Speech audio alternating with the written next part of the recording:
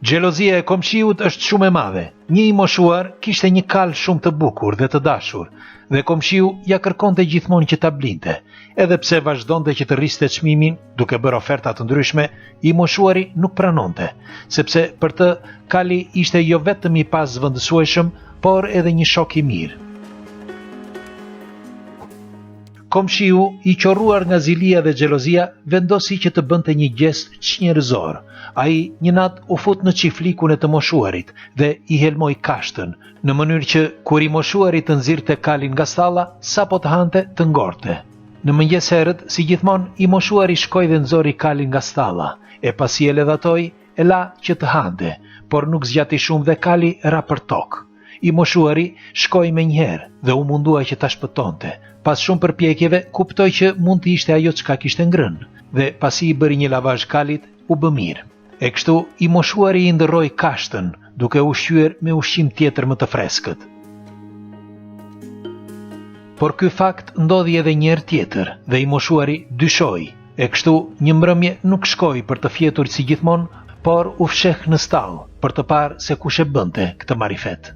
Aty pa se ishte komshiu, i cili pasi u fut nga gardhi, spërkati kashtën me diçka. Por për çudi i moshuari nuk i tha asgjë, veç se që nga ajo ditë ai filloi që të flinte në stall së bashku me kalin dhe të kujdesej për të.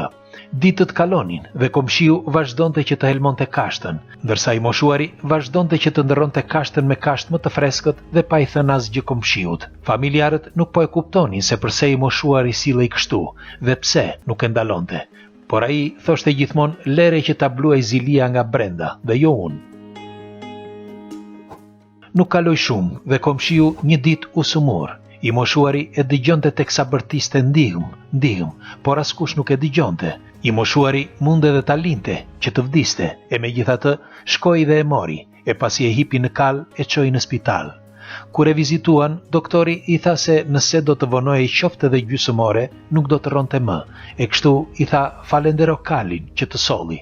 Morali kësaj historie është që ka një pafundësi xhelozie, që në vend që të shikojnë anën e dobishme të komshiut, shikojnë gjithmonë anën negative, duke nënvizuar se duke jetuar pranë njëri tjetrit, vjen një ditë që ose pson ose mëson. Nga statistikat kemi vënë re që një pjesë për ju që shikoni këto video nuk jeni lidhur me këtë faqe. Do t'i lutesha nëse është e mundur, t'i bëni like faqes, juve nuk ju kushton asgjë. Së bashku veç informohemi më shumë. Kalofshi bukur. Pra, sa nga komshinjt tuaj janë sëmurur nga xhelozia dhe nga zilia, ose sa të vërtet ka në këtë histori dhe çfarë do të shtonit apo çfarë do të hiqnit nga raportet që keni me komshiun. Pres komentet tuaja sepse unë kam shumë për të thënë, kështu që ditën e mirë dhe kalofshi një javë të këndshme. Pa zili të komshiut.